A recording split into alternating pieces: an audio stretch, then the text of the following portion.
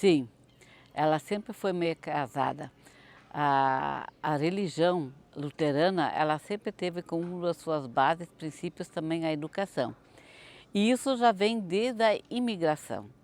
Porque quando os primeiros imigrantes chegaram ao Brasil, em 1824, ah, não tinha escola estadual, né? Não tinha estado. Eles também receberam uma boa propaganda que iam ganhar terras e às vezes não foi tão bem como eram as promessas. Então, já na Alemanha, a preocupação pós-reforma, aí com Martim Lutero, era bem enfatizada a questão da educação, igreja e educação, né? E os imigrantes, quando vieram para o Brasil, como não tinha escolas, eles foram colocados em terras mais dobradas, porque tinham que colonizar, ocupar o sul do Brasil também.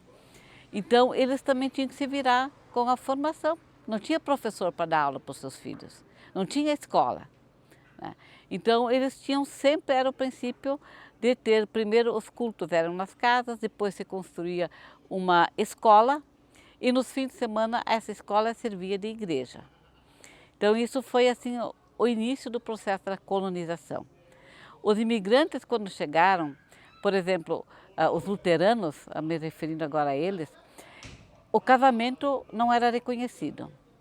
As crianças que nasciam não podiam ser registradas em cartório.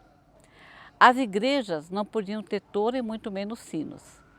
Então eles viveram assim um período bem tenso, onde em alguns lugares veio acompanhado de pastores, outros não. Então o pastor era o professor da escola e que dava o culto também. E quando não tinha pastor nem professor, era escolhido alguém da comunidade que tinha melhor instrução que fazia essa parte. Quando se colonizou aqui o Novo Xingu, a colônia, os imigrantes vieram das colônias velhas, como se diz, né? Então, as colônias velhas, que nem São Leopoldo, Lajeado, Caxias do Sul, a Nova Petrópolis, então dessa região vieram os imigrantes. Só voltando um pouco ainda no tempo, ainda, foi só dado a liberdade religiosa, digamos assim, que as igrejas luteranas, o casamento foi reconhecido, foi com a proclamação da República em 1889. Então, a partir da proclamação da República, foi dada liberdade religiosa no Brasil. Então, os luteranos podiam registrar seus filhos em cartório, o nascimento, né? Podiam fazer os casamentos que antes não podiam ter, né? Mas até lá, então, eles viviam assim. Aqui a colônia Xingu, ela surge para vender lotes para colonos, para colonizar e tal. E a comunidade é basicamente luterana. E se percebia a dificuldade aqui também? Sim, você percebia aqui, porque os primeiros colonizadores não tinham uma estrutura de igreja e muito menos de escola.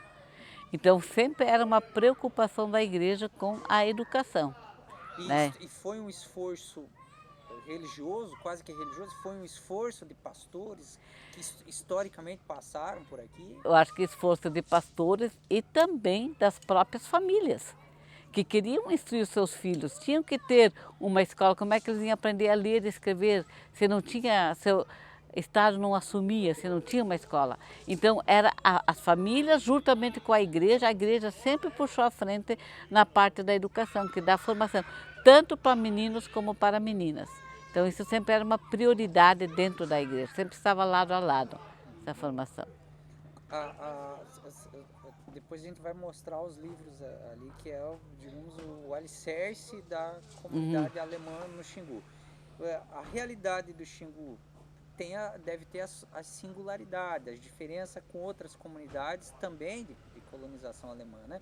Mas aqui, historicamente, o que é que pesou mais para se construir as coisas? Foi o distanciamento por exemplo, a rodovia lá longe, o problema de acesso, o que esses primeiros imigrantes enfrentavam, né? Porque a gente sabe, trabalhavam muito, eram muito cristãos e tal, né?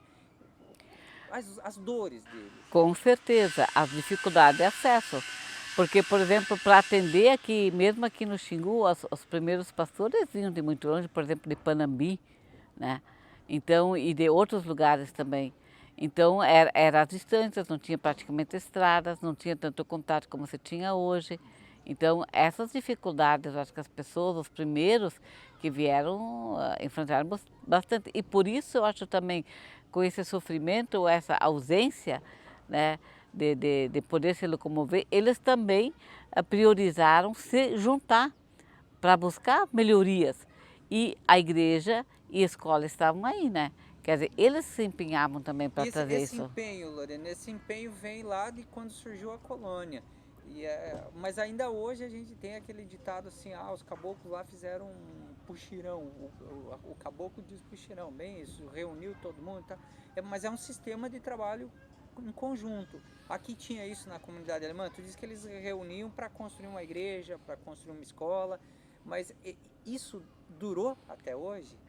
Vem da colônia pro novo Xingu isso? Eu acho assim, em alguns aspectos sim. Porque se a gente escuta assim relatos assim que nem os nossos pais e avós quando contavam, assim que também as pessoas eram solidárias, assim quando alguém de uma família estava doente ia lá ajudar, fazer o roçado, digamos assim. A comunidade se reunia para ajudar, né? Então as pessoas, agora falando das pessoas da comunidade. Então aqui no início não tinha muitos católicos. Aqui no nosso antigo município de Constantina, Xingu era, por exemplo, o lugar dos alemães, um refúgio de alemães dentro de um contexto de imigração italiana.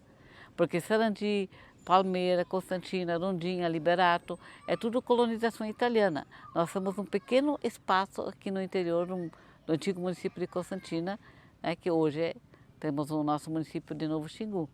Né? E que herda essa coisa da coletividade, trabalho em conjunto e tal, né? Tu tinha mais anotado alguma coisa antes de nós filmar os livros? No teu papel? Não, acho que isso que eu queria colocar. Depois vocês montam, né? Sim. Por exemplo, a primeira igreja luterana aí no Rio Grande do Sul que pôde ter uma torre e um sino, que fez, foi Santa Maria, no Rio Grande do Sul. E foi em 1889, ou 88, deixa eu ver aqui.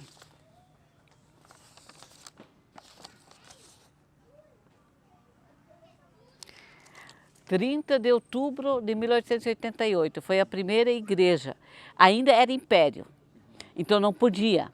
Então isso trouxe bastante conflito também, né? Porque não era permitido pelo Estado brasileiro ter uma igreja luterana com torre e sinos. E com a proclamação da República em 15 de novembro de 89, um ano depois, né, se deu então essa liberdade que poderiam fazer essas construções. Né? Interessante. E depois, sim, e uma das características da nossa igreja é o sino, né? Porque o sino, ele chama as pessoas, ele avisa. E como antigamente, por exemplo, não tinha os meios de comunicação, então o sino avisava quando falecia alguém, o sino avisava se dava um incêndio em algum lugar, né? Então o sineiro que bateu o sino fora do horário, alguma coisa aconteceu. Né? Então era um sinal de comunicação também.